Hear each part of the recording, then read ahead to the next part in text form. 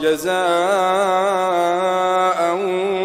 وفاقا إنهم كانوا لا يرجون حسابا وكذبوا بآياتنا كذابا وكل شيء أحصيناه كتابا فذوقوا فلن نزيدكم إلا عذابا إن للمتقين مفازا حدائق وأعنابا وكواعب أترابا وكأسا دهاقا لا يسمعون فيها لغوا ولا كذابا جزاء من ربك عطاء حسابا رب السماوات والأرض وما بينهما الرحمن لا يملكون منه خطابا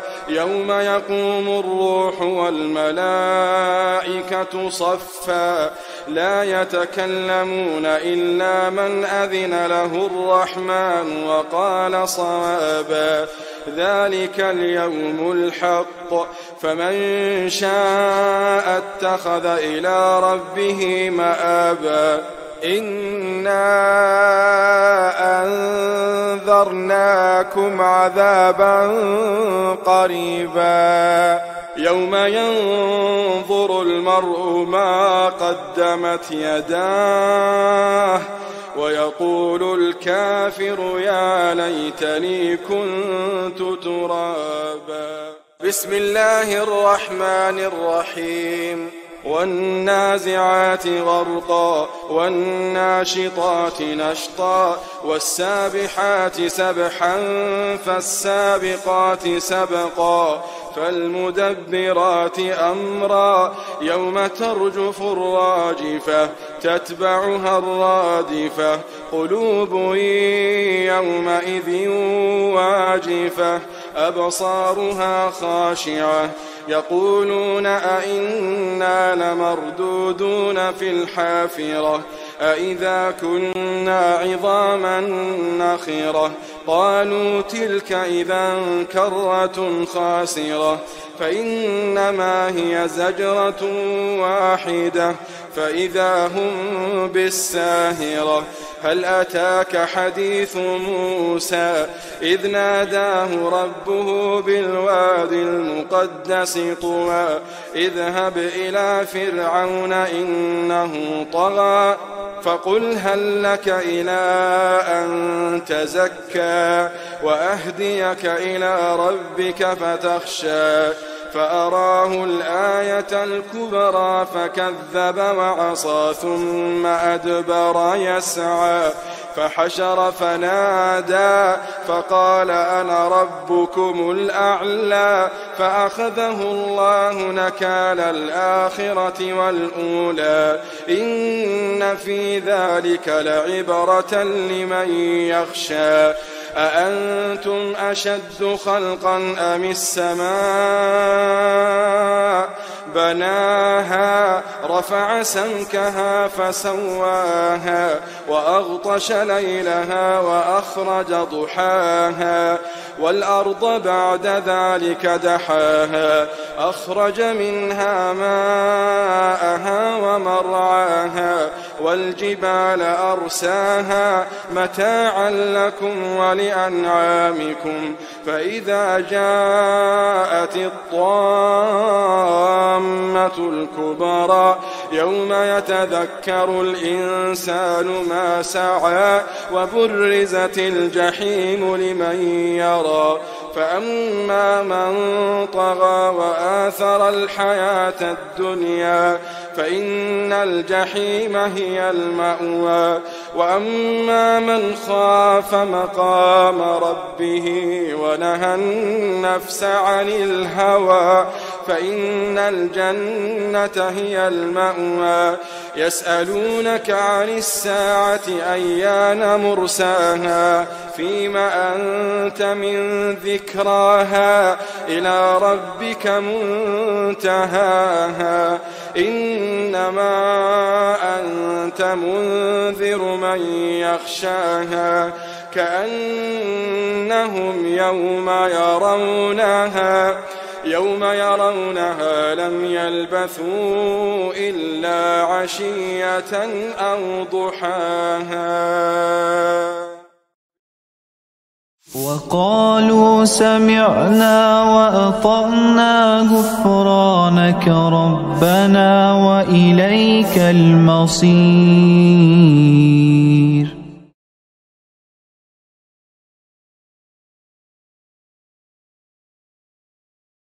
وقالوا سمعنا وأطعنا غفرانك ربنا وإليك المصير.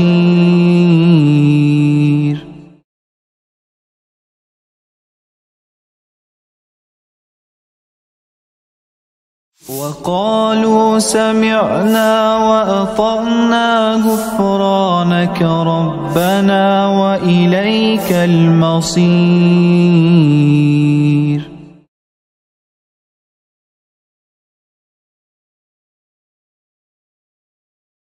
وقالوا سمعنا وأطعنا غفرانك ربنا وإليك المصير.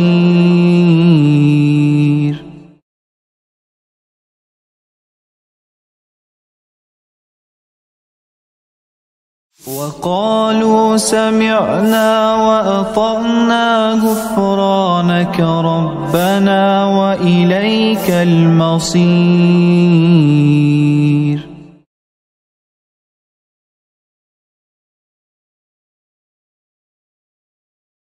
وقالوا سمعنا وأطعنا غفرانك ربنا وإليك المصير.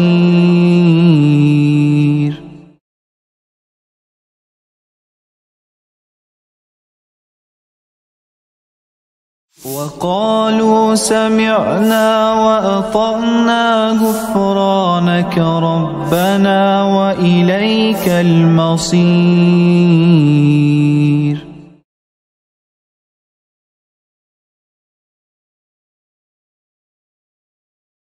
وقالوا سمعنا وأطعنا غفرانك ربنا وإليك المصير.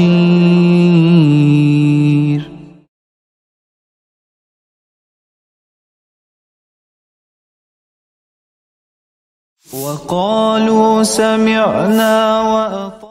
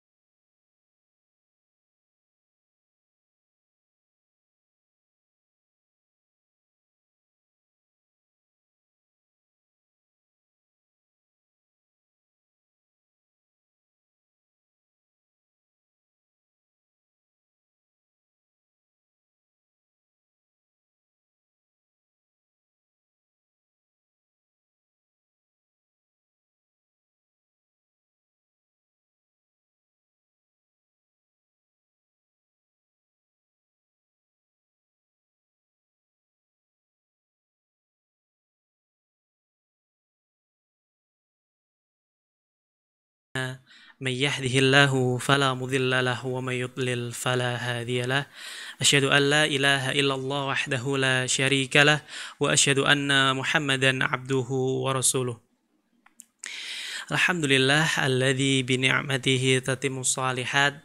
Segala puji bagi Allah yang dengannya menjadi sempurna amal-amal saleh, sehingga pada kesempatan sore yang berbahagia ini kita dipertemukan kembali oleh Allah di salah satu program kajian kita, yakni program kajian ilmiah bersama guru kita Al-Ustadz Ariful Bahri MA Hafizahullah Ta'ala. Beliau adalah mahasiswa doktoral Universitas Islam Madinah dan alhamdulillah beliau juga mendapat kepercayaan dari pemerintah Saudi Arabia untuk mengisi kajian berbahasa Indonesia di Masjid Nabawi Madinah Al-Munawwarah. Baik, alhamdulillah kepada para pemirsa dimanapun Anda berada, semoga Allah senantiasa memberikan taufiknya, menjaga iman dan Islam kita, serta mengistiqomahkan kita di atas sunnah nabinya yang mulia. Salawat serta salam kita aturkan kepada Nabi kita Muhammad sallallahu alaihi wasallam. Allahumma salli ala Muhammad wa ala ali Muhammad kama sallaita ala Ibrahim wa ala ali Ibrahim innaka Hamidum Majid. Allahumma barik ala Muhammad wa ala ali Muhammad kama barakta ala Ibrahim wa ala ali Ibrahim innaka Hamidum Majid. Alhamdulillah pada kesempatan sore yang berbahagia ini kita dapat bertemu lagi dan pada program kita sore yang berbahagia ini akan insya Allah mengangkat tema yakni akar pertama kesyirikan di muka bumi bersama guru kita Al-Ustadz Ariful Bahri MA Hafizahullah Ta'ala yang alhamdulillah beliau telah terhubung bersama kita langsung melalui Zoom dari kediaman beliau langsung dari Madinah. Kita sapa terlebih dahulu guru kita Al-Ustadz Ariful Bahri MA Hafizahullah Ta'ala. Assalamualaikum Ustadz. Waalaikumsalam warahmatullahi wabarakatuh. Ahlan wa sahlan wa marhaban. Ahlan bikum. Kaifa halukum ya Ustadz? Alhamdulillah, barakallahu fikum wa jazakumullahu khairan. Amin, wa fikum barakallahu wa jazakallahu khairan. Dan semoga Allah senantiasa menjaga guru kita Ustadz Ariful Bahri MA Hafizahullah Ta'ala beserta keluarganya dan seluruh kaum muslimin dimanapun Anda berada. Baik.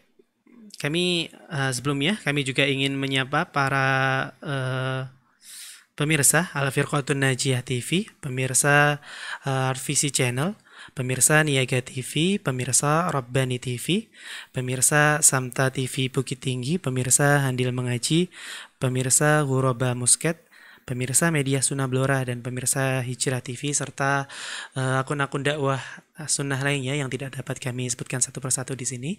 Kami ucapkan selamat menyaksikan program kami dan seperti biasa sebelum kita mulai kami ingin informasikan bahwasanya program ini akan dibagi menjadi 3 sesi dengan sesi yang pertama yakni sesi pemberian materi terkait tema kita yakni akar pertama kesyirikan di muka bumi yang nanti akan disampaikan oleh guru kita Ustadz Ariful Bahri MA Hafizahullah Ta'ala. Kemudian di sesi yang kedua yakni sesi tanya jawab yang pemirsa dapat memberikan pertanyaannya terkait tema yang nanti akan disampaikan oleh guru kita di nomor 081 217 553 473. Sekali lagi di nomor 081 217 553 473 dan pemirsa juga dapat memberikan pertanyaannya melalui layanan pesan singkat berupa WhatsApp di nomor yang sama di nomor 081 217 553 473 dan kami himbau kepada para pemirsa yang menghendaki untuk menelpon langsung kepada kami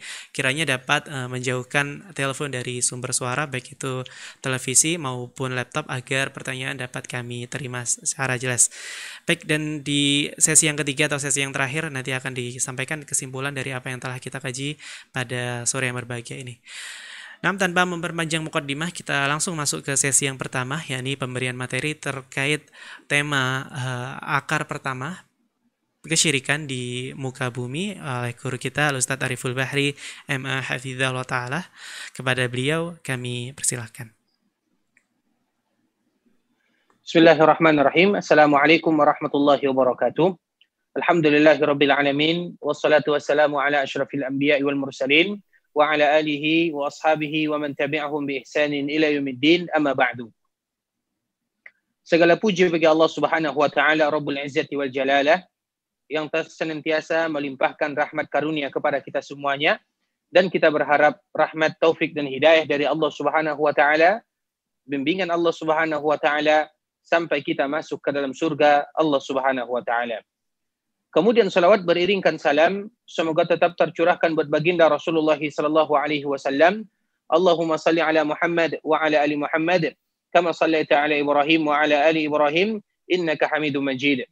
Allahumma barik ala Muhammad wa ala ali Muhammad kama barakta ala Ibrahim wa ala ali Ibrahim innaka Hamidum Majid. Saudara kaum muslimin, kaum muslimat, ikhwani akhwati rahimani wa rahimakumullah. Allah Subhanahu wa taala menciptakan Nabi Adam alaihi salam dengan tangannya.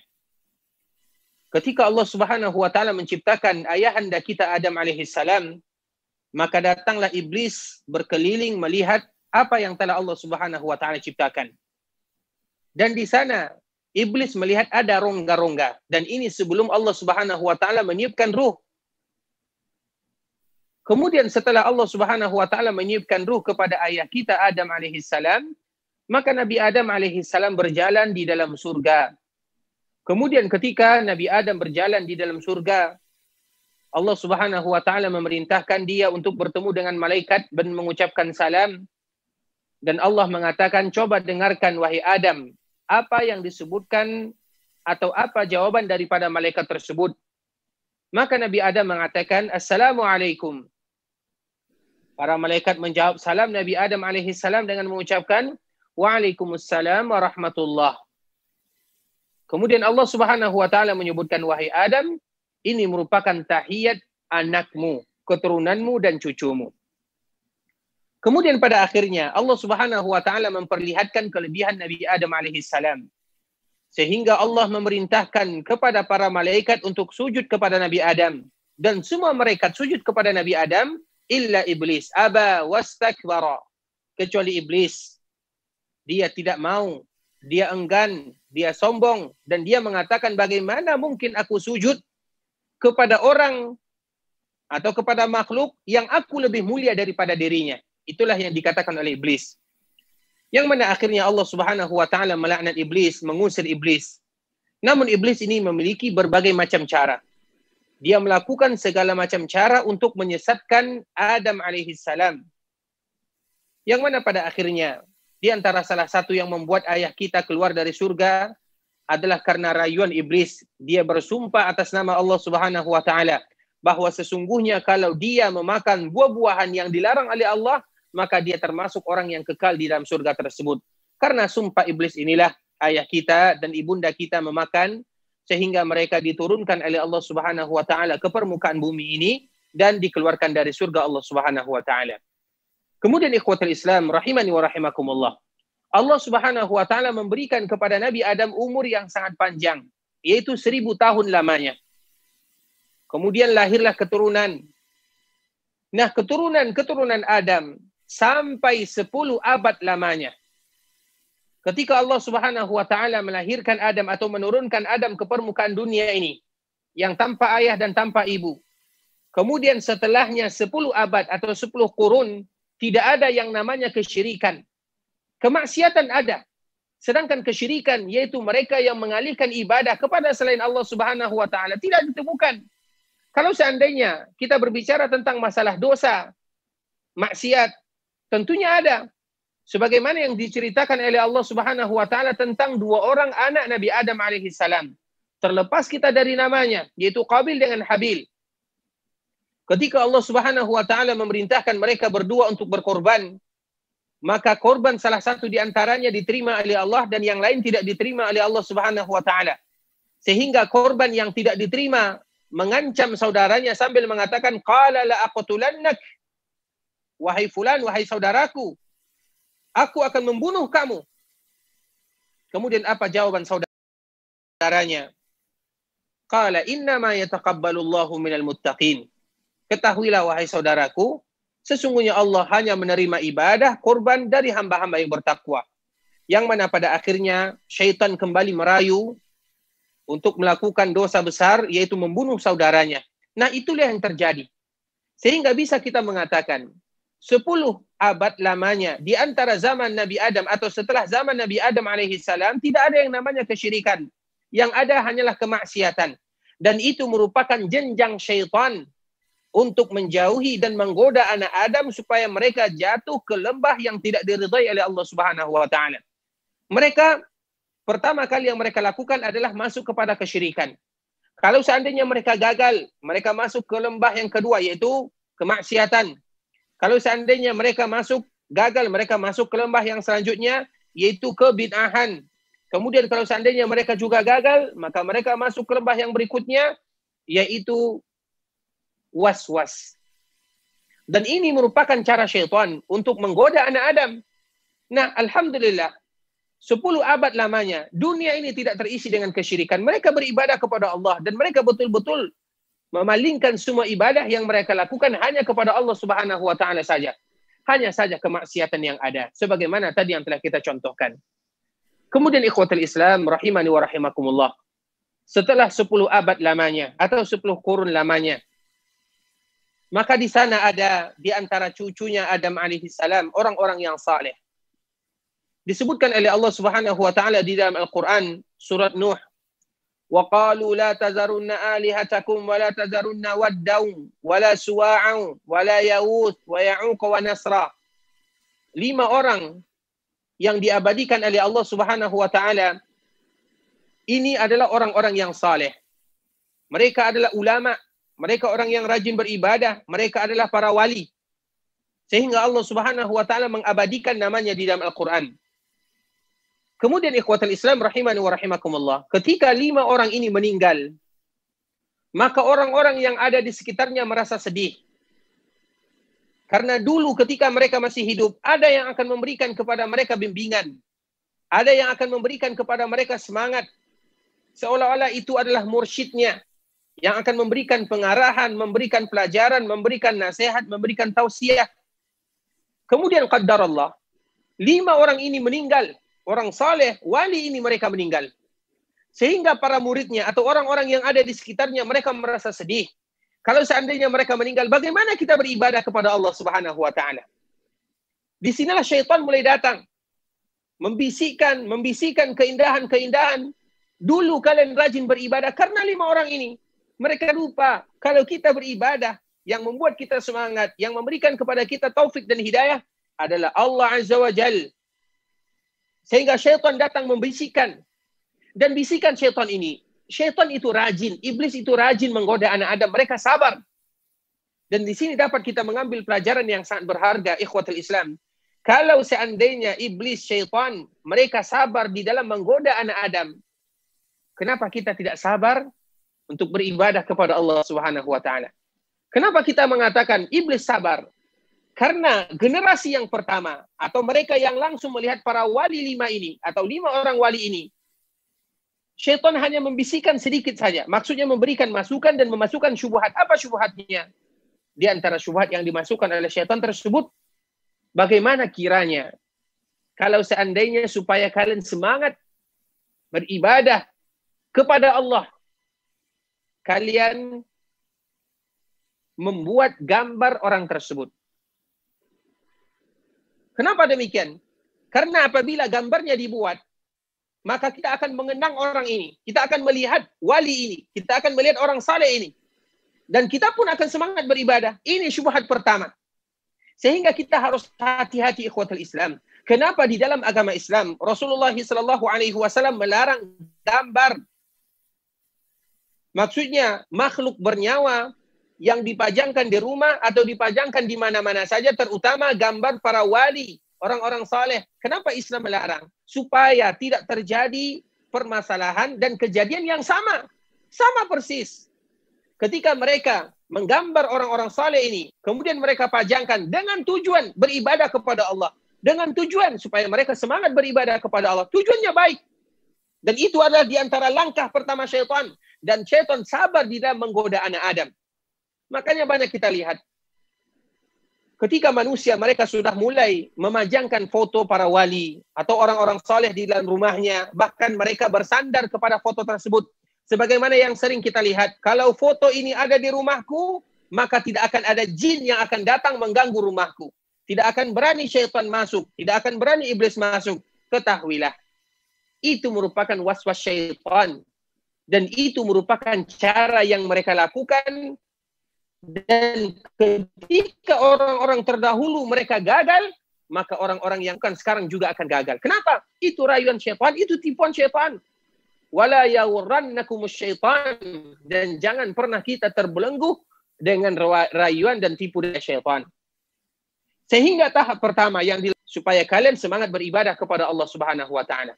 Kemudian akhirnya mereka membikin gambar atau membuat gambar 5 orang ini. Dan generasi yang membuat gambar ini semuanya meninggal. Datang generasi berikutnya. Ketika generasi berikutnya datang, maka syaitan kembali datang. Wahai kalian, tidaklah orang tua kalian, tidaklah nenek moyang kalian membuat gambar orang-orang soleh ini kecuali mereka memiliki ciri khas terkhusus atau kecuali mereka memiliki karomah, kecuali mereka memiliki sesuatu yang mungkin bisa dijadikan wasilah untuk bertemu Allah atau meminta kepada Allah Subhanahu wa taala. Jadi bagaimana? Akhirnya mereka membuat yang lebih dahsyat lagi.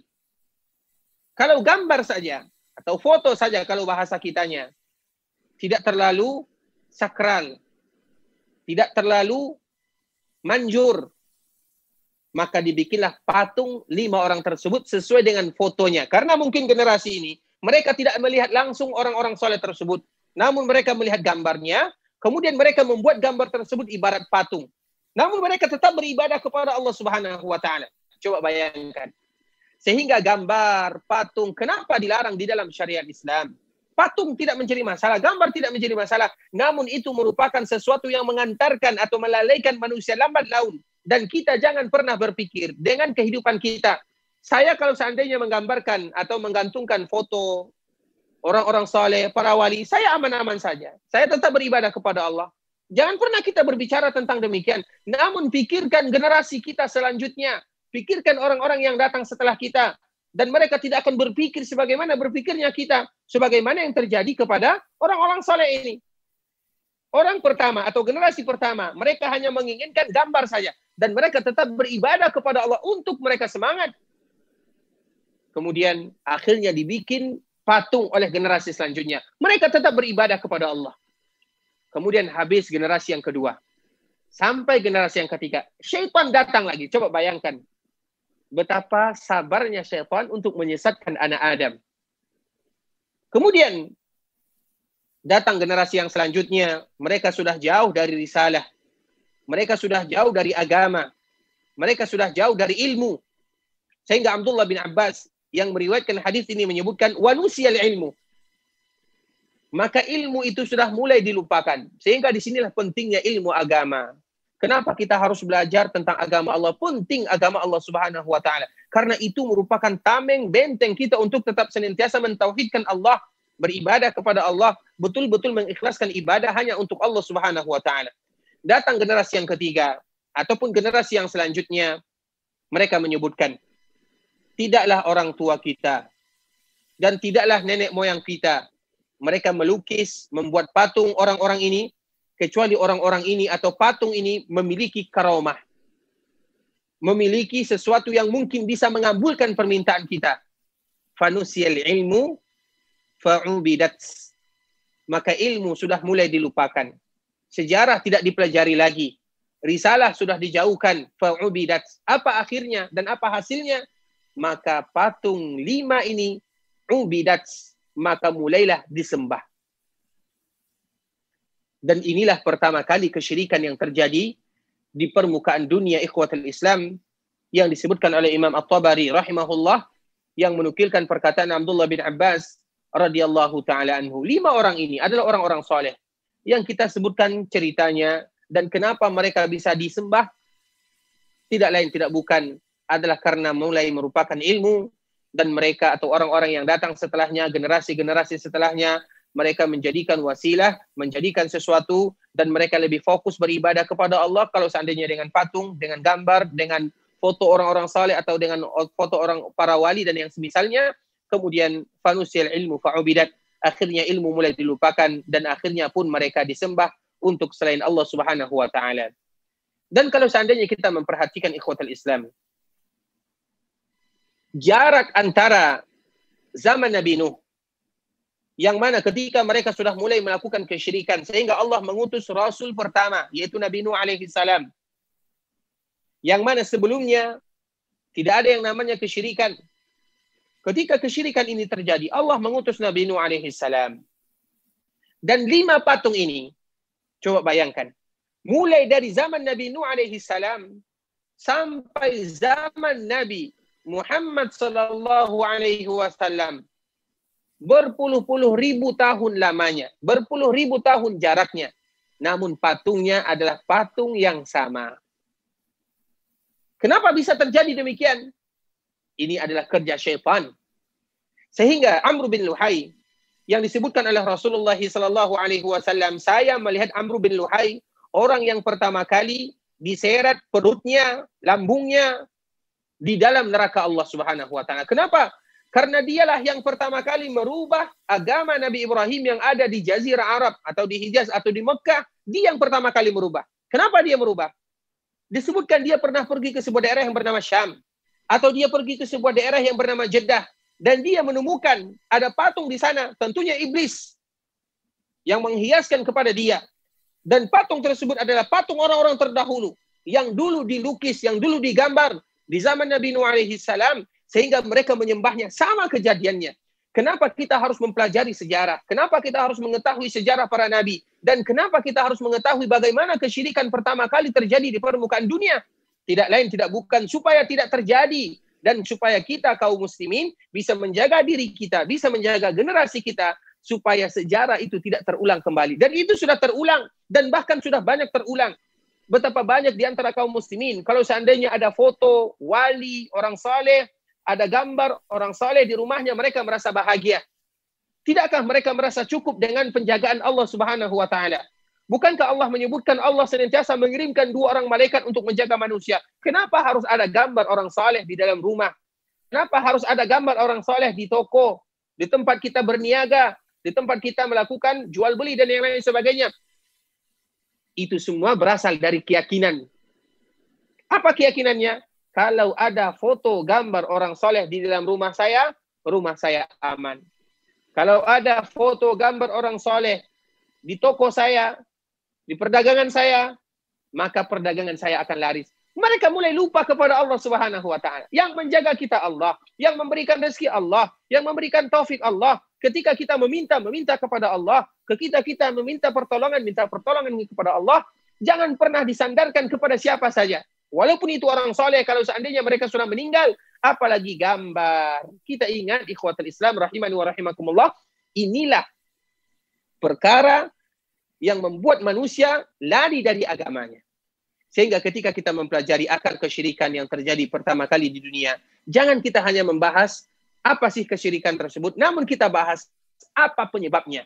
Dan bagaimana sabarnya syaitan, iblis untuk menggoda anak Adam. Sehingga kita jangan berpikir tentang diri kita, namun kita pikirkan generasi kita, kita pikirkan keturunan kita. Ikhwatul Islam rahimani wa rahimakumullah. Oleh karenanya tidak ada yang bisa membuat kita selamat dari yang demikian kecuali memohon kepada Allah Subhanahu wa taala, minta perlindungan kepada Allah Subhanahu wa taala. Semoga Allah menjaga kita, menjaga keturunan kita, karena ketahuilah kesyirikan itu sesuatu yang sangat berbahaya. Bahkan Allah menyebutkan dalam 2 ayat di dalam surah An-Nisa. Yang pertama Allah bercerita tentang ahlul kitab, yaitu Yahudi dan Nasara. Inna Allah la yaghfiru an yushraka bihi wa yaghfiru ma duna dzalika liman yasha. Allah berbicara tentang ahlul kitab, bagaimana kesyirikan terjadi di dalam agama mereka. Mereka memiliki kitab, namun mereka merubah-rubah kitab tersebut.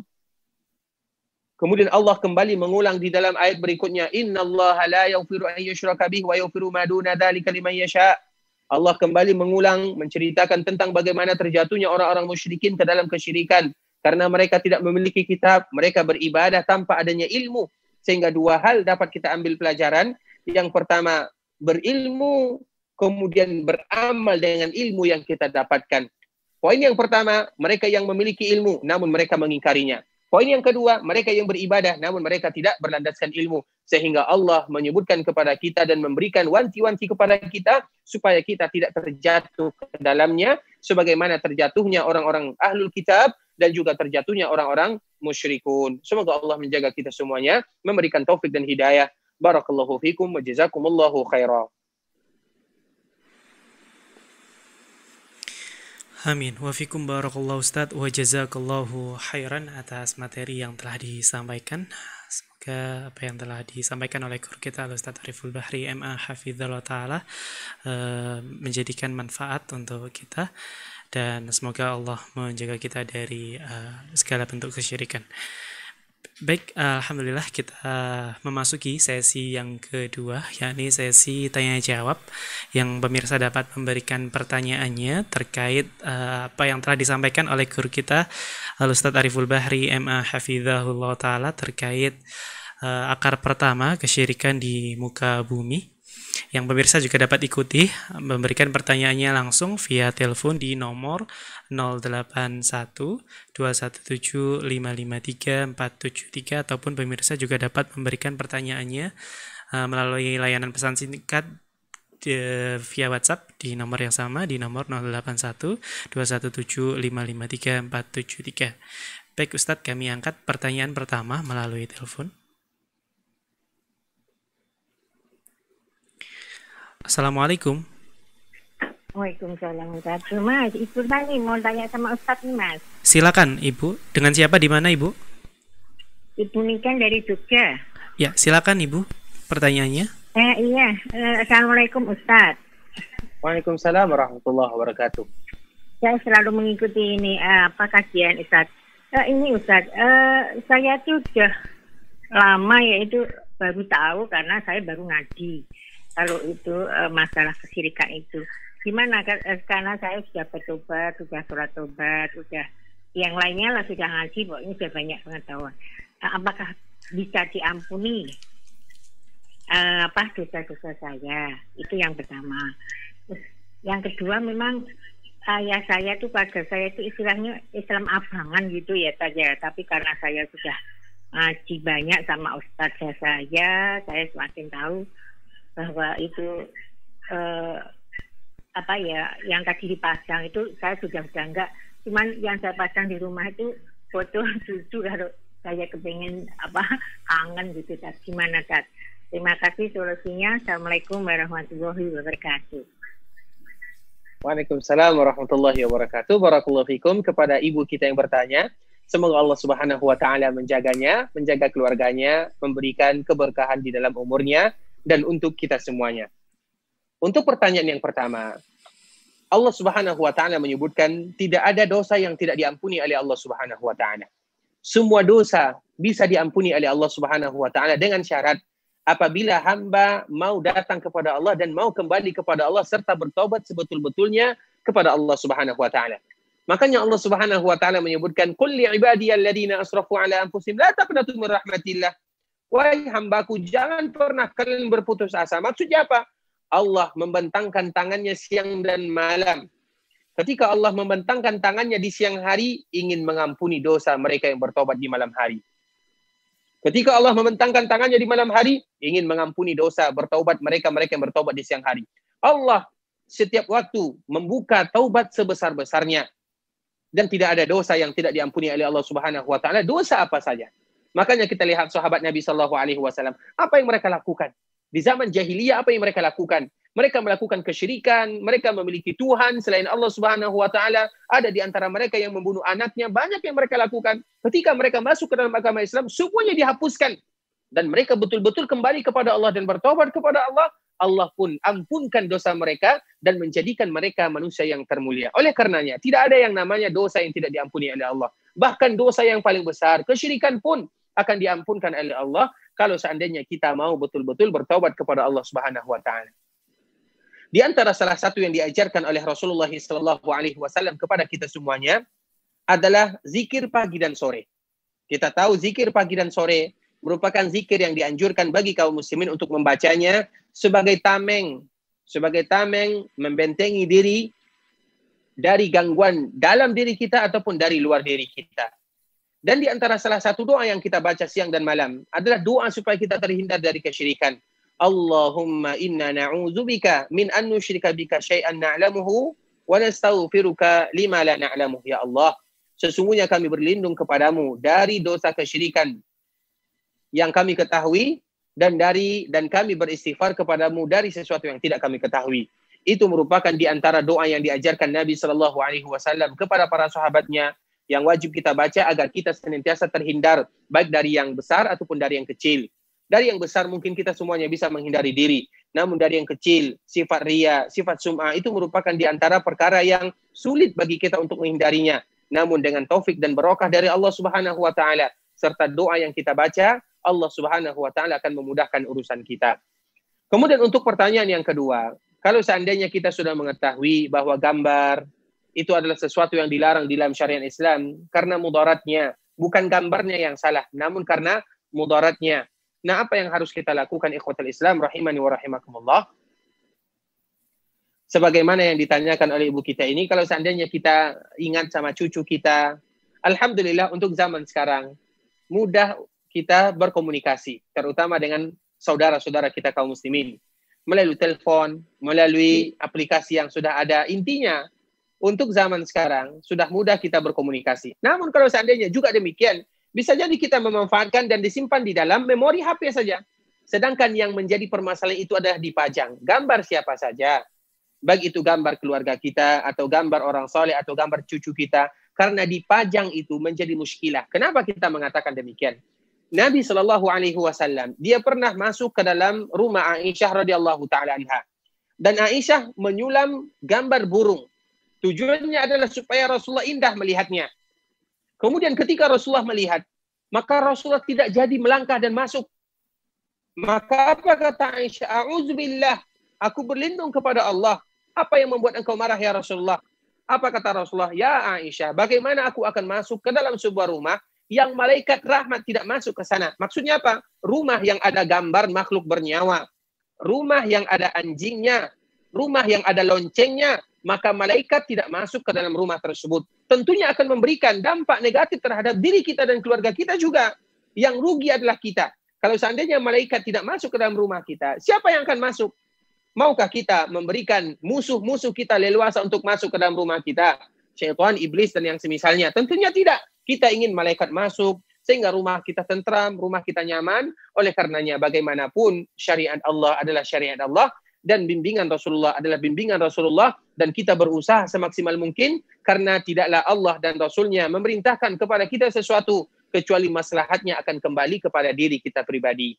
Semoga Allah memberikan kepada kita kemudahan, Allah menjaga kita semuanya, menjaga kita dan keluarga kita. Barakallahu fikum wa jazakumullahu khairan.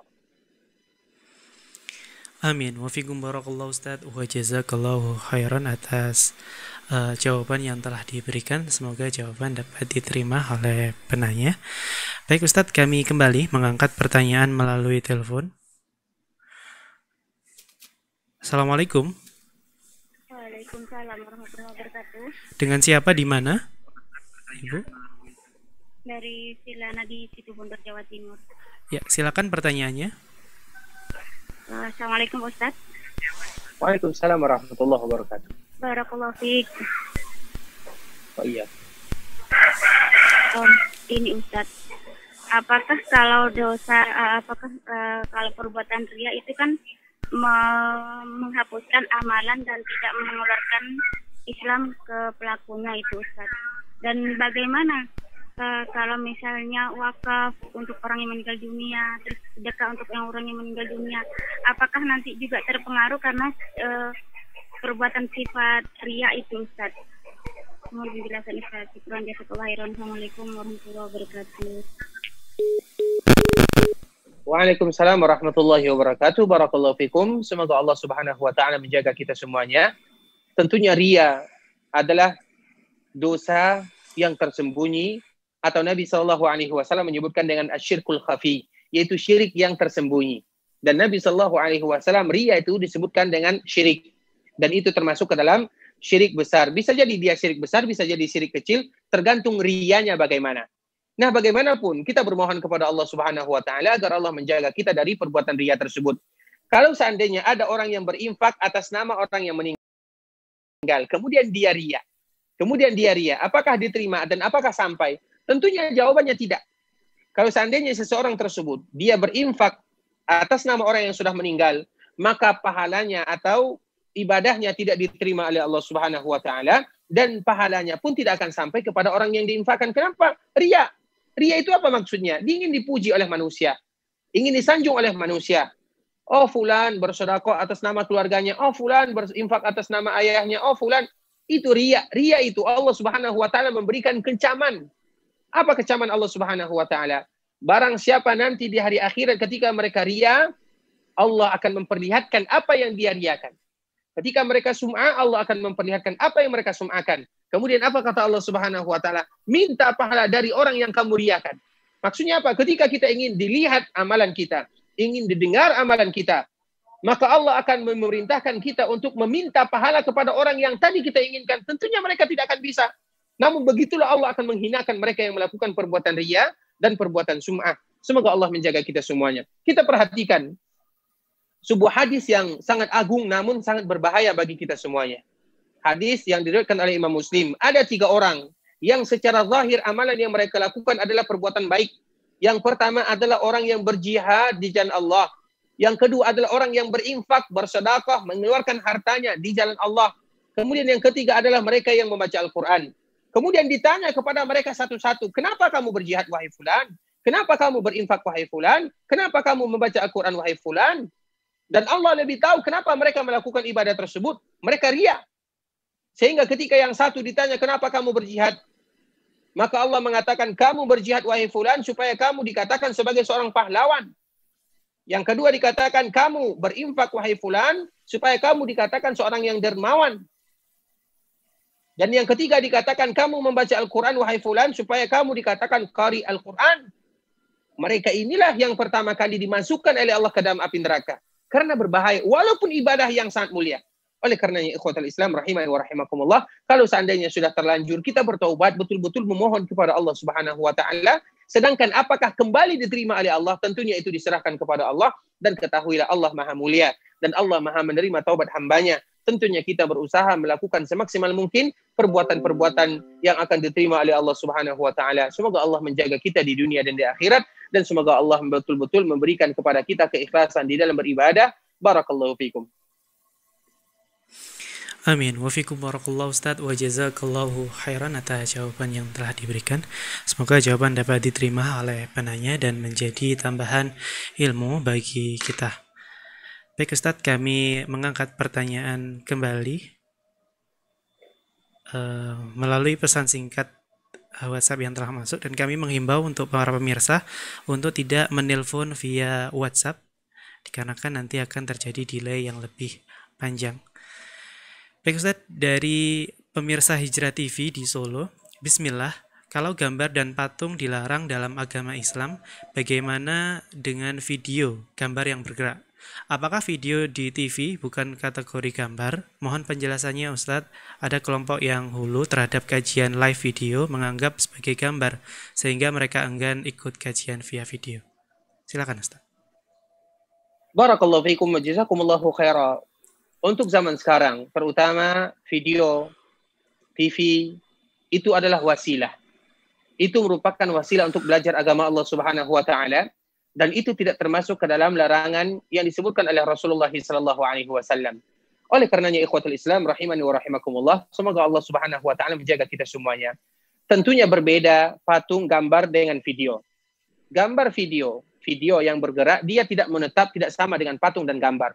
Sebenarnya yang menjadi permasalahan itu bukan gambarnya, yang menjadi permasalahan itu bukan patungnya. Namun yang menjadi permasalahan itu adalah wasilah untuk mengantarkan seseorang kepada kesyirikan kepada Allah Subhanahu wa taala. Karena agama Islam adalah agama yang menutup segala kemungkinan yang bisa membuka pintu kesyirikan di sana. Kita contohkan. Kenapa tidak boleh dibangun perkuburan di masjid? Kenapa? Bukan perkuburannya yang salah. Perkuburan tidak pernah ada salahnya. Namun yang menjadi permasalahan adalah manusianya. Ketika itu merupakan pembuka pintu yang akan mengantarkan seseorang kepada kelembah kesyirikan, maka akan ditutup. Begitu juga dengan patung, gambar. Ketika itu merupakan wasilah untuk mengantarkan seseorang kepada kesyirikan, maka itu ditutup di dalam syariat Islam.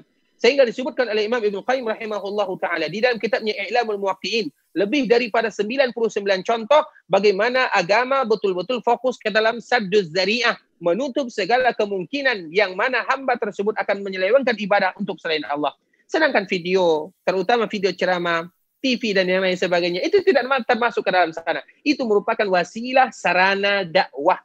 Dan kita harus membedakan mana sarana dakwah dan mana yang yang tidak. Semoga Allah menjaga kita, memberikan taufik. Barakallahu fiikum wa jazakumullahu khairan. Amin. Wa fikum barakallahu Ustaz wa jazakallahu khairan. Baik, pertanyaan senada Ustaz dari Sutopo dari Klaten. Bismillahirrahmanirrahim. Assalamualaikum warahmatullahi wabarakatuh. Afwan Ustaz, izin bertanya, bagaimana dengan foto atau gambar yang ada di buku-buku majalah, harddisk dan lain-lainnya? Apakah harus dibakar atau bagaimana Ustaz? Barakallahu fikum wa jazakallahu khairan. Barakallahu fikum wa jazakumullahu khaira. Semoga Allah Subhanahu wa taala menjaga kita semuanya, ikhwatul Islam rahimani wa rahimakumullah. Semaksimal mungkin kita berusaha untuk tidak ada gambar-gambar yang ada di rumah kita, baik itu majalah ataupun melalui kaset-kaset CD yang ada gambarnya. Kalau seandainya itu betul-betul bermanfaat bagi kita, misalnya kita ingin sesuatu seperti CD misalnya, maka kita menutup gambarnya. Kalau seandainya misalnya majalah-majalah, kalau seandainya majalah tentunya kita tidak terlalu memerlukan majalah tersebut, maka kita bakar majalah tersebut. Oleh karenanya bagaimanapun kita berusaha semaksimal mungkin agar gambar, foto dan yang lain sebagainya tidak ada di rumah kita. Karena kerugiannya akan kembali kepada kita. Yang rugi bukan agama, yang rugi bukan nabi kita, yang rugi adalah kita. Sebagaimana tadi yang telah kita sebutkan di antara contoh yang dilakukan oleh Rasulullah SAW ketika bertemu dan masuk ke dalam rumah Aisyah radhiyallahu taala anha, Rasulullah SAW tidak masuk kecuali ada kebutuhan-kebutuhan yang betul-betul itu diizinkan oleh para ulama, terutama seperti mainan untuk anak-anak wanita, yang mana anak-anak wanita ini nanti mereka diharapkan tumbuh menjadi seorang wanita, kemudian mereka akan menjadi seorang ibu rumah tangga yang akan memiliki anak, sehingga sebagian para ulama mengizinkan gambar atau foto atau patung tersebut demi pendidikan mereka. Sebagaimana pernah terjadi kepada ibunda kita Aisyah radhiyallahu taala anha ketika dia bermain dengan kuda yang ada sayapnya. Tentunya ini terjadi perbedaan di antara para ulama, namun hanya secara hukum asal. Kalau seandainya kita tidak memerlukan yang demikian, maka tentunya kita buang. Ada kadang-kadang yang kita memerlukan, maka itu tidak menjadi masalah yang sifatnya darurat dan harus kita pakai. Namun ada kadang-kadang yang sifatnya tidak kita perlukan. Yang tidak kita perlukan, maka buang dan tidak boleh kita meletakkan di rumah karena kerugian akan kita dapatkan. Semoga Allah menjaga kita, memberikan keberkahan terhadap kehidupan kita. Barakallahu fikum. Amin. Wa fikum barakallahu Ustaz wa jazakallahu khairan atas jawaban yang telah diberikan. Kami kembali mengangkat pertanyaan yang telah masuk melalui pesan singkat berupa WhatsApp Ustaz dari Dayat di Surabaya. Assalamualaikum Ustaz, apakah berdoa dengan bertawasul dengan orang yang telah meninggal adalah syirik seperti dengan Syekh Abdul Qadir Jailani? Dan siapakah itu Syekh Abdul Qadir Jailani? Apakah beliau imam ahlu sunnah? Karena sering kami dengar di doa-doa ketika sholat. Dan apakah boleh bertawasul dengan surat-surat di dalam Al-Quran seperti surat Al-Fatihah? Mohon penjelasannya Ustaz. Barakallahu fikum ikhwatul Islam rahimani wa rahimakumullah. Ini pertanyaan yang singkat namun jawaban membutuhkan jawaban yang sangat panjang. Namun kita berusaha untuk menyingkat jawabannya. Yang pertama tentang Abdul Qadir Al-Jili atau yang kita kenal dengan Abdul Qadir Al-Jailani, merupakan salah seorang ulama yang dia bermazhab Hambali. Dia merupakan ulama ahlu sunnah wal jamaah yang disebutkan oleh Imam Ahmad Al-Harrani yang meninggal pada tahun 728 Hijriah. Tidak ada karomah yang paling banyak yang dinukilkan kecuali dari Abdul Qadir Al-Jailani atau Abdul Qadir Al-Jaili. Bagaimanapun dia merupakan ulama ahlu sunnah wal jamaah dan dia mazhabnya adalah mazhab Hambali.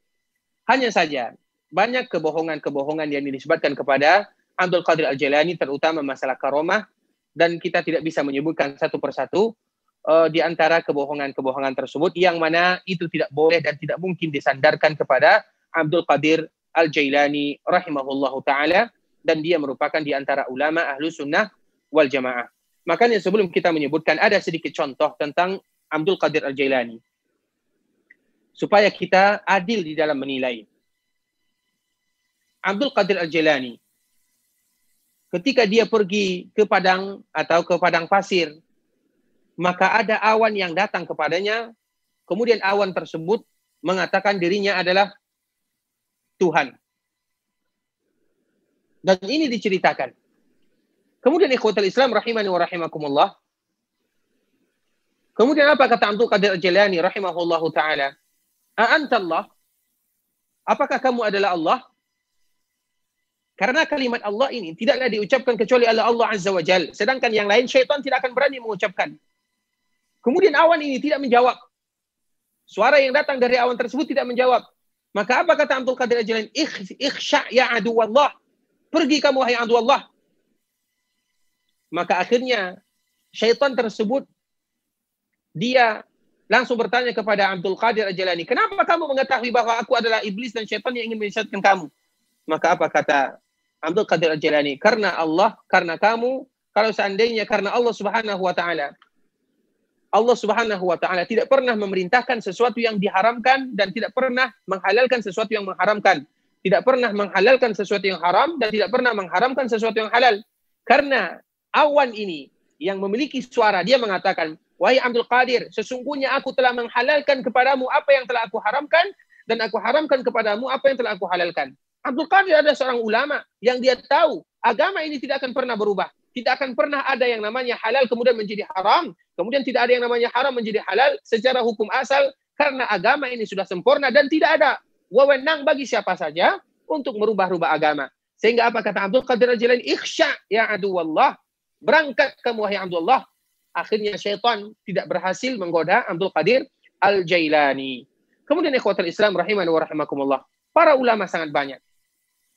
Para wali Allah Subhanahu wa Ta'ala juga sangat banyak. Kalau seandainya kita melihat ke bawah, betapa banyak di antara para sahabat yang wali-wali Allah Subhanahu wa Ta'ala. Siapa yang paling mulia di permukaan dunia ini setelah Rasulullah? Abu Bakar. Siapa lagi yang paling mulia setelah Abu Bakar? Umar. Siapa lagi yang mulia setelah Umar? Utsman. Siapa lagi yang mulia setelah Utsman? Ali. Siapa lagi yang mulia setelah Ali? 10 orang yang dijamin masuk surga. Siapa lagi? Mereka orang-orang muhajirin. Kemudian siapa lagi? Orang-orang ansar. Kemudian siapa lagi? Mereka yang membaiat di bawah Ridwan, pohon Ridwan. Kemudian siapa lagi? Seluruh sahabat Nabi SAW. Mereka adalah yang paling mulia yang tidak akan pernah dikalahkan kemuliaannya. Kemudian datang para ulama, terutama ulama-ulama mazhab, Imam Abu Hanifah, Imam Malik, Imam Syafi'i, Imam Ahmad. Kenapa kita harus pergi jauh-jauh kepada Abdul Qadir Al-Jilani? Kapan Abdul Qadir Al-Jilani ini meninggal? Sudah jauh. Kenapa kalau seandainya mereka yang senantiasa bertawasul, kenapa? Kenapa harus dengan yang jauh di belakang? Mereka lupa orang-orang yang saleh. Itu kalau. Kemudian bertawasul ikhwatul Islam rahimani wa rahimakumullah.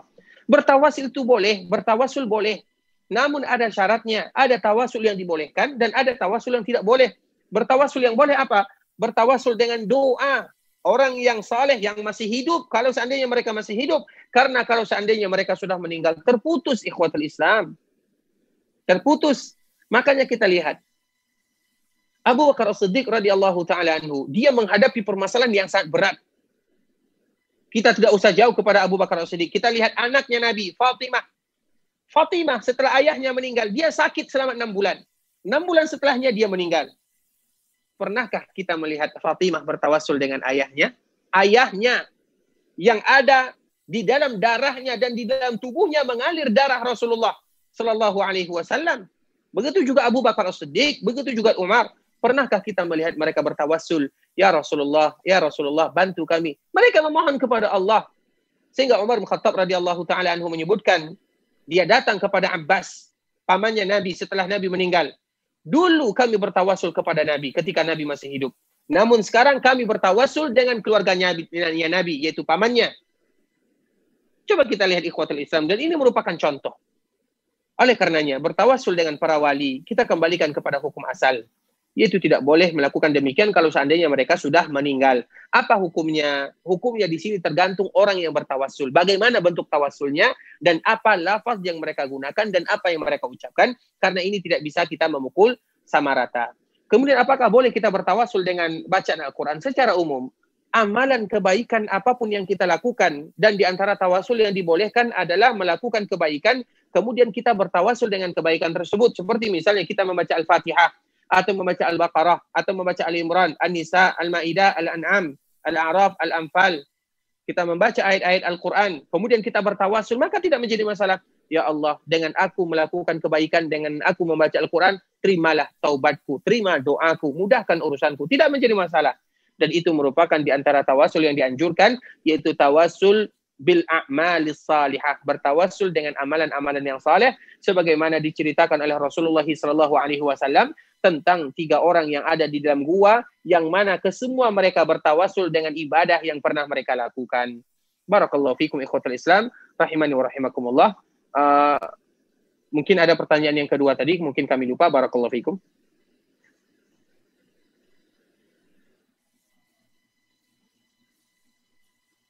Sudah Ustaz, tidak ada. Sudah dijawab. Barakallahu fikum. Silakan barakallahu fikum. Nah, amin wa fikum barakallahu Ustaz wa jazakallahu khairan atas jawaban yang telah diberikan, dan semoga penanya dapat menerima jawabannya secara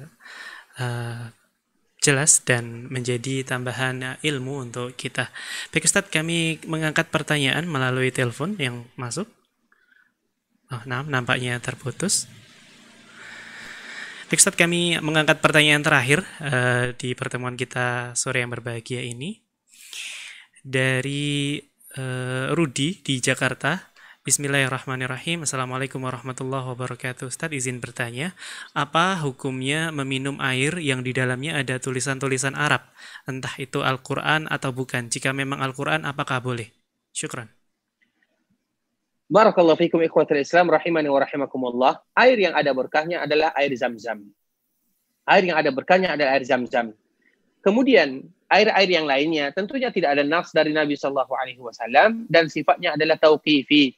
Kita tidak boleh melakukan sesuatu yang tidak ada nasnya, kecuali kalau seandainya ada air, kalau bahasa kitanya air yang kita baca ayat-ayat Al-Quran di sana, tentunya itu termasuk ke dalam air ruqyah.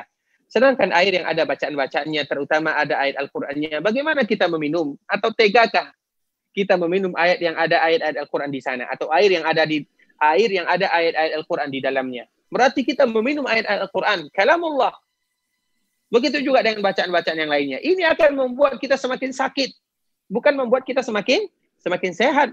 Kalau kita ingin meminum air, bacakan ayat Al-Quran di sana. Bukan meletakkan ayat Al-Quran di sana. Bacakan ayat Al-Quran, bukan meletakkan ayat Al-Quran di sana. Ataupun bacaan. Oleh karenanya ikhwatul Islam, rahimani wa rahimakumullah, kita kembalikan kepada hukum asal. Ketika kita ingin menjadikan minuman kita tersebut berkah, maka kita melakukan sesuai sunnah Nabi SAW, minum pakai tangan kanan, kemudian berdoa kepada Allah, kemudian memuji Allah setelah meminumnya, kemudian minum dalam keadaan duduk, itu yang akan mendatangkan keberkahan. Atau kalau seandainya kita ingin meruqyah, maka kita bacakan ayat-ayat Allah Subhanahu wa taala seperti Al-Fatihah, ayat kursi, dua ayat terakhir surah Al-Baqarah, qul huwallahu qul a'udzu birabbil falaq, qul a'udzu birabbin nas, kemudian kita minum.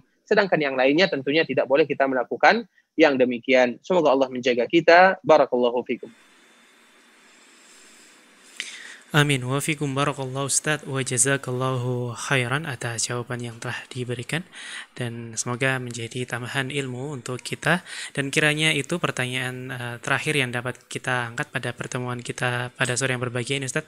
Dan alhamdulillah kita akan memasuki sesi yang ketiga, yakni penyampaian kesimpulan oleh guru kita Ustaz Ariful Bahri MA Hafizahullah Ta'ala atas apa yang telah kita kaji pada sore yang berbahagia ini. Baik, kepada Ustaz kami persilakan. Barakallahu fikum ikhwatul Islam, rahimani wa rahimakumullah. Tentunya agama Islam adalah agama yang paling sempurna. Agama Islam tidak menginginkan umatnya sama dengan agama-agama yang lainnya. Sebagaimana agama-agama yang lainnya, mereka merubah-rubah agamanya. Mereka menambah dan mengurangi di dalam agamanya. Umat Islam dan Rasulullah SAW tidak menginginkan umatnya yang demikian. Begitu juga segala keterpurukan dalam kesyirikan sudah dijelaskan di dalam Al-Quran. Dan itu adalah perkara yang sangat berbahaya. Kemudian sesuatu yang akan mengantarkan seseorang ke lembah kesyirikan tersebut, maka itu juga dijelaskan oleh sunnah atau di dalam sunnah Rasulullah SAW. Kewajiban kita untuk senantiasa mempelajarinya, mengetahuinya, agar kita tidak termasuk ke dalam mereka yang terjatuh di dalamnya. Dan tidak ada yang bisa kita lakukan kecuali bermohon, minta taufik, istiqamah kepada Allah, berzikir kepada Allah dengan zikir yang tadi telah kita sebutkan, agar Allah memberikan perlindungan kepada kita dari kesyirikan yang tidak kita ketahui, dan kita minta ampun kepada Allah dari sesuatu yang kita ketahui. Semoga Allah menjaga kita di dunia dan di akhirat. Allah berikan taufik dan hidayah kepada kita semuanya. Yang benar datangnya dari Allah, yang salah datangnya dari diri kami pribadi, karena kurangnya ilmu kami, karena kebodohan kami, dan semua kita minta ampun kepada Allah. Kita tutup dengan membaca doa kafaratul majlis. Subhanakallahumma wa bihamdika asyhadu an la ilaha illa anta astaghfiruka wa atubu ilaik. Assalamualaikum warahmatullahi wabarakatuh. Waalaikumsalam warahmatullahi wabarakatuh. Sekali lagi kami ucapkan jazakallahu khairan kepada guru kita Al-Ustaz Ariful Bahri MA Hafizahullah Ta'ala yang telah memberikan waktu dan ilmunya bersama kita di program kajian ilmiah sore yang berbahagia ini. Baik, alhamdulillah kita telah sampai di penghujung acara. Kami ucapkan juga jazakallahu khairan kepada seluruh pemirsa yang telah menemani kita dalam program kita sore yang berbahagia ini dari awal hingga akhir. Kami ucapkan jazakallahu khairan kepada pemirsa Visi Channel, pemirsa Niaga TV, pemirsa Rabbani TV, pemirsa Samta TV, pemirsa Andil Mengaji, pemirsa Ghuraba Musket, pemirsa Media Sunnah Blora, pemirsa Hijrah TV, pemirsa Anida TV, pemirsa RB Mengaji Prabu Mulih, dan pemirsa Salaf Prabu Mulih, serta seluruh media sunnah yang tidak dapat kami sebutkan satu persatu, dan kami mengucapkan terima kasih karena telah menyebarkan program kita pada sore yang berbahagia ini. Dan kami mohon maaf atas pertanyaan yang telah masuk yang tidak dapat kami angkat pada pertemuan sore yang berbahagia ini dikarenakan waktu yang terbatas, karena waktu di Madinah sudah menunjukkan pukul maksud kami sudah menunjukkan waktu zuhur di kota Nabi. Dan sebagai informasi, guru kita Al-Ustaz Ariful Bahri MA Hafizahullah Ta'ala ada bersama kita 2 kali dalam 1 pekan, yakni hari Kamis pukul 15.30 waktu Indonesia Barat dan juga hari Ahad pukul 15.30 waktu Indonesia Barat. Dan semoga Allah mempertemukan kita kembali di وقالوا سمعنا وأطعنا غفرانك ربنا وإليك المصير.